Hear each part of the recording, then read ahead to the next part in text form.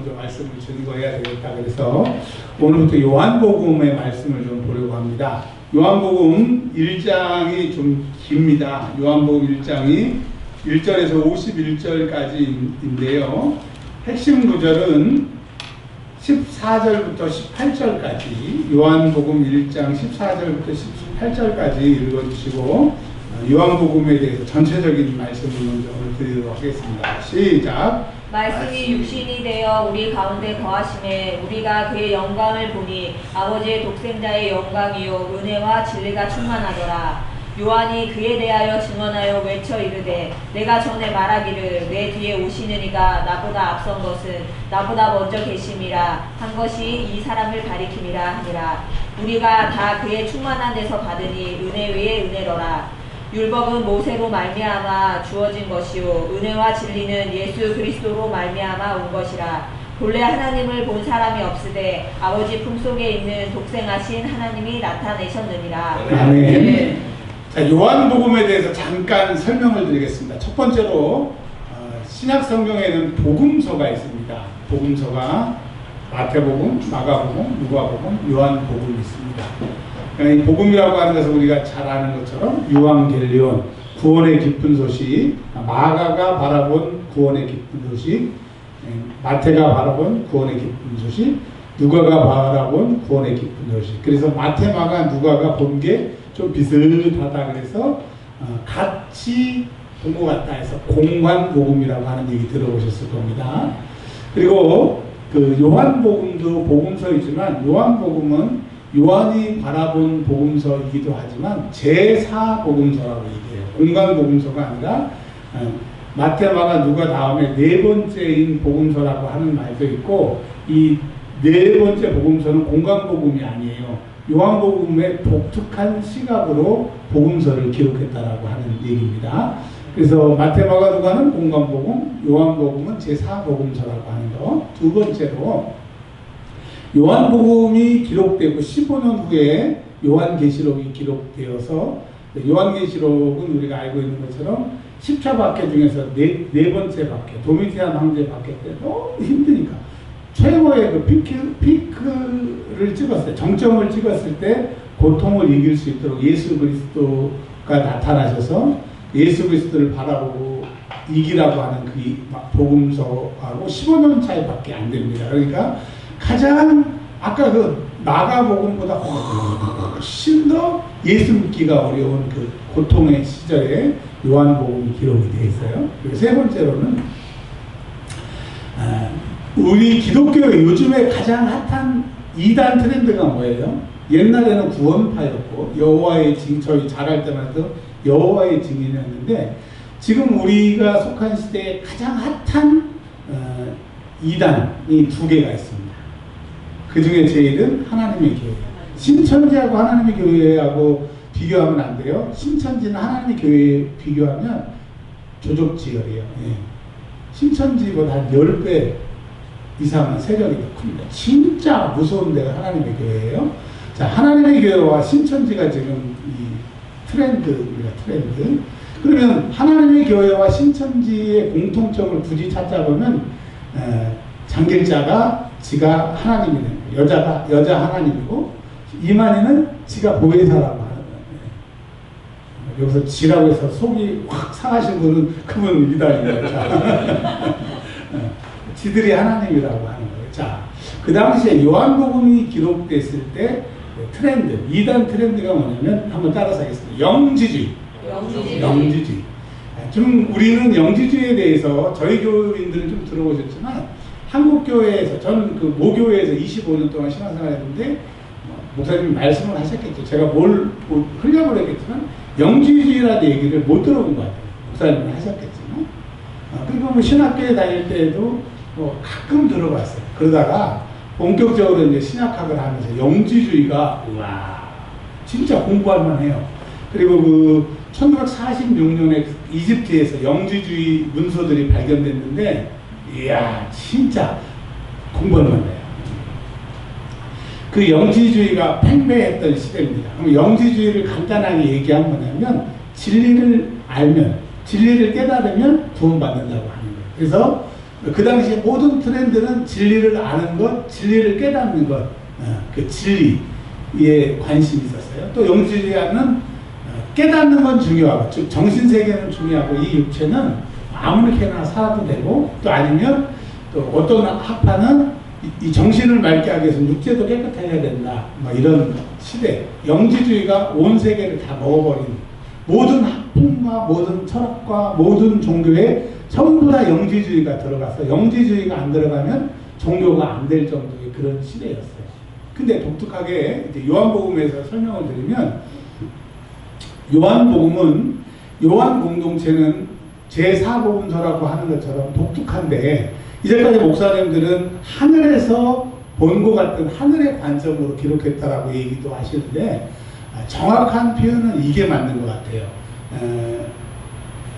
영지주의를 자꾸 얘기를 하니까 요한 공동체에서는 그 마태마가 누가복음에서는 살아계셨던 예수님이 이렇게 얘기를 하셨으니까 우리가 그 교훈을 받아서 이렇게 살자. 근데 요한복음은 예수님의 그 음성을, 예수님이 오래전에 얘기하셨던 것을 녹음기에다 이렇게 담아놨다가 예수님이 이렇게 말씀하셔서 딱 틀면 예수님의 음성이 나오는 것처럼 예수님의 말씀을 가장 많이 모아놓은 게 요한복음입니다. 비싼 성경을 보면 예수님이 말씀하신 거는 빨간 거로 되어 있잖아요. 까만 거는 해설이고, 근데 요한복음 딱 보시면 거의 빨개. 그러니까 여러분, 이 요한복음이 예수님의 말씀을 많이 모아놓은 것은 옛날에 예수님이 이렇게 하셨고 저럴 것보다 더 중요한 게, 너무 박해와 환란의 시대니까 정말 생생한 예수님의 음성을 이렇게 듣고 싶은 것처럼 요한복음이 그렇게 기록이 돼 있어요. 그리고 너희들이 뭐 영지를 깨달으라고 하는데 깨달을 것도 없이 우리 예수님이 진리시고 예수님의 말씀이 이거야. 그 말씀을 들어보면 뭐 그냥 다 너희들을 초월하게 돼. 그래서 요한복음은 예수님의 음성이 가장 많이 담겨 있어요. 성서에서. 그래서 우리가 여러분 힘들고 어려울 때 누가 이렇게 얘기했대, 뭐 이런 거 말고 다이렉트로 예수님의 음성을 좀 들어야 되겠다 싶어서 예수님의 음성을 우리가 좀 리얼리티하게 한번 들어보기 위해서 요한복음을 함께 볼 겁니다. 아멘. 네. 한 가지만 더 말씀을 드리면, 요한복음은 영지주의는 죽어서, 그리고 다른 종교들은 열심히 신앙생활에서 천국 가야 되겠다, 영지에 이르러야 되겠다 그랬는데, 이 요한 공동체만은 희한하게 이미 이 땅에 천국을 살아. 이미 자기들은 구원받은 상태고 뭐 천국 갔다는 얘기는 아니에요. 이미 그들이 이 땅에서 천국을 이루고 있고, 이 세상과 다른 천국을 누리고 있는 공동체가 요한 공동체예요. 그럼 그게 왜 그랬을까? 예수님의 말씀을 신선하게 가지고 있고 기억하고 있기 때문에 그 삶이, 그 박해받는 지옥 같은 삶이 천국 삶으로 바뀐다. 그래서 요한복음은 지금 내가 설명드린 몇 가지 관점만 가지고서 읽으면 또 새로운 은혜가 있어요. 여러분, 요한복음을 통하여서 여기서 다른 거 말고 예수님의 음성을 이렇게 들어야 돼요. 그 레마라고 하는 말씀이 있어요. 레마. 그러니까 성경을 통해서 주시는 말씀도 있고 주의 종을 통해서 주시는 말씀도 있는데, 레마의 말씀이 있습니다. 나에게 직접 말씀하신 거야. 귀는 아니야. 근데 내 마음에 말씀하시는데 마음에는 귀가 없는데 들려. 그런 레마의 음성을 들으신 경험이 있을 거예요. 이해신 권사님 그런 경험 있으세요? 저 부목사, 온무리교회 강남에서 부목사하고 있었어요. 오후 때 교사들, 유치부, 아동부, 뭐 중고등부, 청년들, 교사들 모여놓고 부흥회를 하는데, 교사 부흥회를 하는데 마태복음 7장 7절을 저는 설교합니다. 근데 성령님이 저한테 마음속으로 레마의 말씀으로 이 목사 개척해 그러시더라고요. 당황해가지고 막 이제 여러분 구하세요. 구하면, 근데 하나님 나에게 계속 말씀하시고 너 개척해. 그 레마의 말씀, 그 말씀이 딱 들어오면요 불순종할 수 없어요. 무조건 순종해요. 그래서 하루에 100km, 200km 퇴근하고 계속 교회 자리를 알아보고 제가 다녔어요. 그러니까 여러분 그런 경험 저 말고도 다 있으실 거예요. 레마의 말씀은 거역할 수가 없는 겁니다. 그러니까 이 요한 공동체는 예수님의 말씀이 있으니까 상황을 초월할 수 있는 은혜, 상황보다 더 센 예수님의 말씀에 사로잡힌 공동체니까 요한복음을 공부하면서 그 레마의 말씀, 네. 저는 이렇게 설교하지만 이 설교하는 도중에 여러분에게 그냥 신비에 팍 예수님이 말씀하시는 그 한마디면 됩니다. 한마디 하니까 그냥 삶의 터전이 강남에서 인천으로 오게 된 거죠. 100만 원 갖고 이렇게 온 것처럼 그 말씀을 우리가 한 말씀에 이렇게 오니까 꼭 요한복음 강해를 말씀을 들을 때 듣는 은혜가 있기를 주의로 축원합니다. 근데 요한복음은 길어요. 근데 마가복음보다 훨씬 간단하게 설명할 수가 있어요. 자, 시작하겠습니다. 요한복음 1장에 말씀 대신에 예수를 집어넣고 읽어볼게요. 태초에 예수님이 계시니라. 이 예수님이 하나님과 함께 계셨으니 이 예수님은 곧 하나님이시라. 요한복음은 뭘 얘기해요? 예수가 하나님이래요. 하나님의 아들이시니까 그 하나님이라는 거야. 그러니까 여러분 이제까지 마태마가 누가복음에서는 하나님의 아들이심을 얘기를 했어요. 하나님의 아들. 그 하나님의 아들이 우리를 위해서 십자가에 죽으셨다. 그분이 너의 죄를 해결했고 우리의 구원자 되신다라고 얘기를 했지만 요한복음은 뭐라고 얘기해요? 예수가 하나님이라는 거야. 너희가 하나님을 받고 하나님이 우리에게 지금 말씀하시면 하나님의 말씀은 그대로 성취가 되니까 그 예수의 말씀을 기억하고 한번 그 생생히 들어보자. 그 얘기로. 2절에 그 대신에 예수를 집어넣으면 예수가 태초에 하나님과 함께 계셨고 만물이 예수로 말미암아 지은 바 되었으니 지은 것이 하나도 예수 없이는 된 것이 없다. 4절 예수 안에 생명이 있으니 이 생명은 사람의 빛이라. 끝. 요한복음 1장 1절부터 뭘 얘기해요? 예수님이 하나님이 되는 거예요. 그러면 이제 완전히 달라지는 거죠? 생각이 달라지는 거죠? 우리가 아는 하나님, 우리가 믿는 하나님은 황제 위에, 보통 위에, 하나님이 미래의 주인공이시고 미래를 다 바꾸시는 분이니까, 우와! 예수님이 하나님이시니까 그 예수님이 나한테 한 말씀만 하시면, 한 번만 도와주시면 되네? 예수께 초점을 맞추는 거예요. 또 예수님이 뭐라고 말씀하셨는지 그 말을 들어보게 되는 거죠. 자, 그 예수님이 오시기 전에 세례 요한이 왔습니다. 예수님을 증거하러 온 거죠. 근데 지금 우리는 세례 요한에 대해서 잘 모르지만 우리 한국교회에서 조용기 목사님을 모르는 사람이 없잖아요. 그리고 저도 그런 고백을 했어요. 이런 목사님 밑에서 같은 시대에 목회를 한다는 거, 신앙생활을 한다는 게 참 은혜라고. 여러분 이제까지 74만 명, 76만 명이라고 그러는데 76만 명의 교회를 한 사람이 없잖아요. 우리는 그런 생각을 해보지도 못했잖아요. 근데 하나님이 사용하시면 그렇게 되잖아요. 자, 그런 것처럼 조용기 목사님보다 훨씬 더 가장 그 시대에 저분이 만약에 그 메시아라고 하면 내가 진짜 믿겠다라고 하는 세례 요한의 추종자들이 더 많이었어요. 얼마나 대단했냐면 로마 군인들도 어떻게 하면 구원받겠느냐라고 물어볼 정도니까 세례 요한은 대단한 사람이었어요. 근데 그 세례 요한의 쓰임새가 하나님의 아들이신 예수가 오신다. 예수가 오셨다. 요 짤막한 그 목적을 위해서 왔다고 하는 거예요. 그러니 여러분 예수님이 얼마나 대단한 분이시고 예수님이 얼마나 능력 있는 것을 얘기를 하고 있어요. 자, 그러면서 가장 중요한 메시지가 뭐냐면 이제까지는 구약의 숙제가 뭐였냐, 율법의 숙제가 뭐였느냐, 하나님의 백성된 우리가 어떻게 하나님을 모시고 살까. 근데 죄 때문에 하나님을 모시고 살기가 불편하고 하나님을 기쁘시게 할 수가 없는데 이거 어떻게 하나님과 같이 안 살 수도 없고 하나님을 참기 어렵다.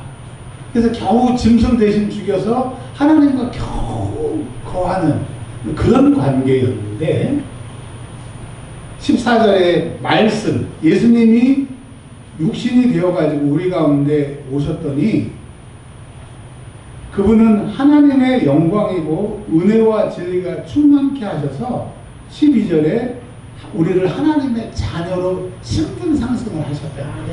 죄를 없애고 이제는 뭐라고 해도 십자가의 죽으심으로 하나님의 백성된 우리가 하나님의 자녀가 되게 하셨다. 와, 예수님이 우리를 하나님의 아들로 그냥 딱 혈연으로 묶어놓으셨구나. 그러니까 여러분 이제 예수님 때문에 하나님 우리 아버지가 되는 것이고 예수님 때문에 예수님의 이름으로 기도해서 응답받는 것이고 예수님 때문에 우리가 수지 맞는 거예요. 신천지처럼, 오늘 왜 신천지 얘기를 하는지 모르겠지만, 신천지처럼 이만희 이름으로 기도해봤자, 이만희도 지옥 가고 그렇게 기도한 사람도 지옥 가는데, 우리는 죄인이었던 우리가 예수를 믿고 예수의 십자가의 피로 죄사함 받고 그 예수의 이름을 부르니까 하나님 우리 아버지가 되셨고 아버지가 우리의 기도를 다 들어주신다.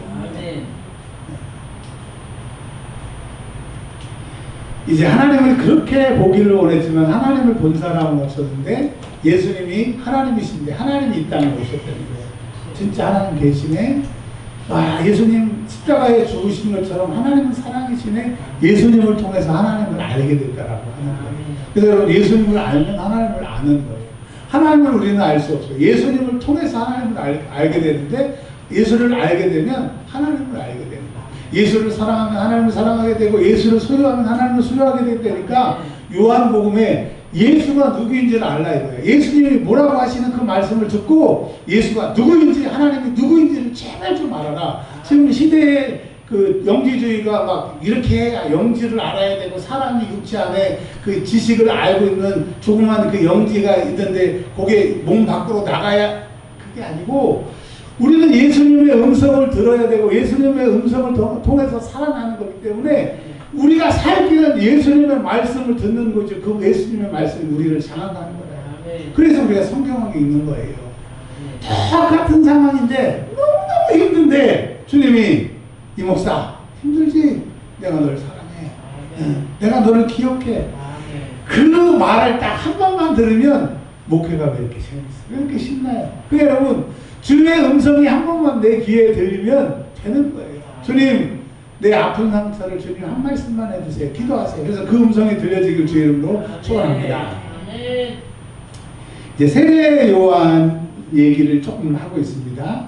세례 요한은 23절에 광야에 외치는 자의 소리, 광야에 외치는 자의 소리인데, 이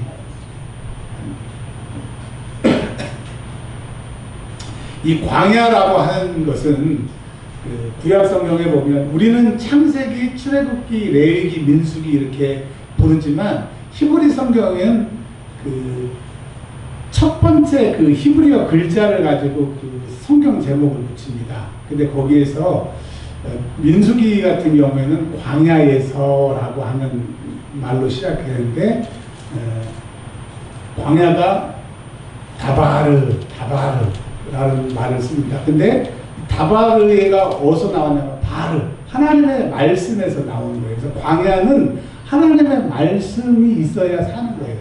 사막이기 때문에 물도 없어요, 태양만 있어요, 뭐 먹을 것도 없어요. 그러니까 하나님의 말씀이 이쪽으로 가고 저쪽으로 가고, 물을 주겠다, 구름을 주겠다 말씀하시지 않으면 광야는 죽는 거예요. 그런 것처럼 세례 요한은 하나님의 말씀이 없고 구원의 소식이 없는 그 광야에서 하나님이 말씀하신다, 메시아를 보내신다고 하는 그 말씀대로 이 메시아가 왔다, 그 얘기를 외치는 거예요. 그랬더니 이제 사람들이, 만약에 메시아가 오면 저 사람은 메시아일 거라고 했던 세례 요한에게 너 메시아냐? 그랬어요. 그랬더니 우리식으로 말하면 조영기 목사님 같이 훌륭한 세례 요한이, 너 내 뒤에 메시아가 와, 진짜 오셔. 그러니까 여러분, 세례 요한이 공중 있는 사람이고 모든 사람이 신뢰하는 사람이 보증을 쓰는 거예요. 내 뒤에 오시는데 그분이 얼마나 대단한지 나는 그분의 신발끈을 묶지도 못해. 그러니까 여러분, 사람의 제일 뛰어난 것도 예수님과 비교할 수가 없다라고. 자, 그리고 소개합니다. 지금부터 소개하겠습니다. 우리의 메시아 예수 그리스도를 소개합니다. 29절, 오라 세상 죄를 지고 가는 하나님의 어린 양이로다. 예수님 입장! 구약에서 말씀하신 메시아 입장! 그러면 이제 예수님이 출현하시는 거잖아요. 이 땅에 이제 출현하셔서 사람들이 예수님이 뭐라 말씀하시는지 그 입술을 쳐다보게 되는 겁니다. 35절에 두 제자가 나오게 되는데, 여기에서 처음 요한복음에 등장하는 예수님의 첫 메시지가 나와요. 그리고 그 뒤에 나다나엘이라고 하는 그 제자를 부르신 사건을 통해서 두 번째 예수님의 음성이 여기서 나옵니다.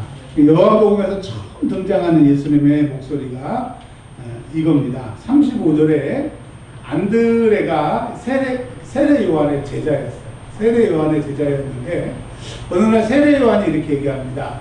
저분 봐, 저분이 하나님의 아들이시고 나는 그분의 신발끈도 못 묶고 저분이 메시아고 저분이 진짜다. 그러니까 안드레가 안녕히 계세요 하고 예수님을 쫓아간 거예요.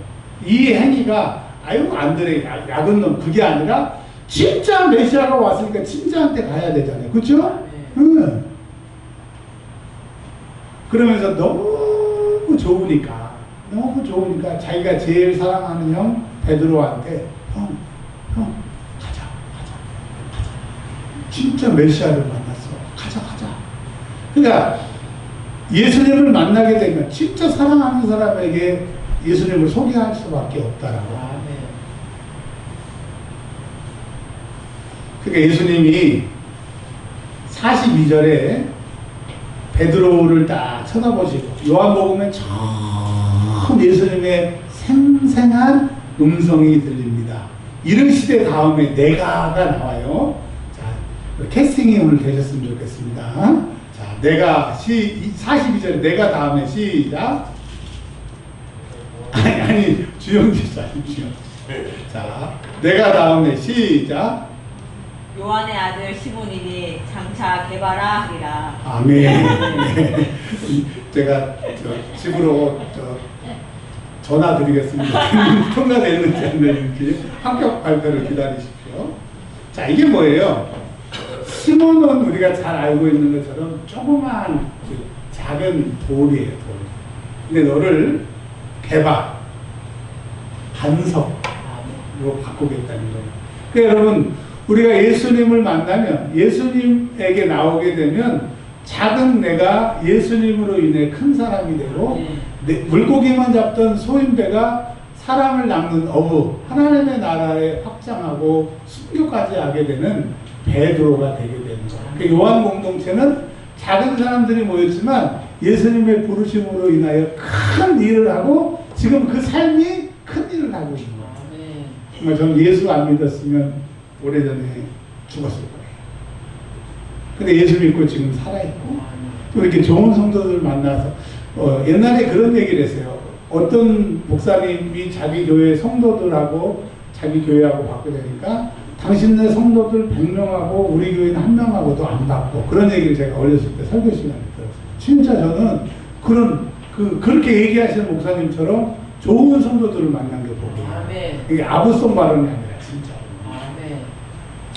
여러분들 아멘도 안 해주신. 여러분, 여러분 우리가 예수님을 만나면 이렇게 바뀌었다고 하는 거예요. 예수님의 첫 마디가 뭐예요? 너희가 나에게 오면 나를 만나면 내가 너희를 이렇게 변화시켜 주십니다. 여러분 예수 안에는 변화가 있고 예수 안에는 기회가 있고 예수님이 우리의 능력이시대요. 막 그냥 요한복음 1장부터 막 은혜가 돼. 아멘. 자, 그 다음에 이제 하나만 더 얘기하면 끝납니다. 이제 뭐 베드로도 안드레도 다 예수님의 제자가 되고 이제 나다나엘도 예수님의 제자가 되잖아요. 근데 나다나엘이 예수님을 보기 전에는 이렇게 얘기를 해요. 야, 나사렛에 무슨 선한 것이 있겠느냐. 46절에 예수님을 보지도 않고 나사렛 출신이라고 하는 그것을 보고 무시를 했어요. 47절은 넘어가고요.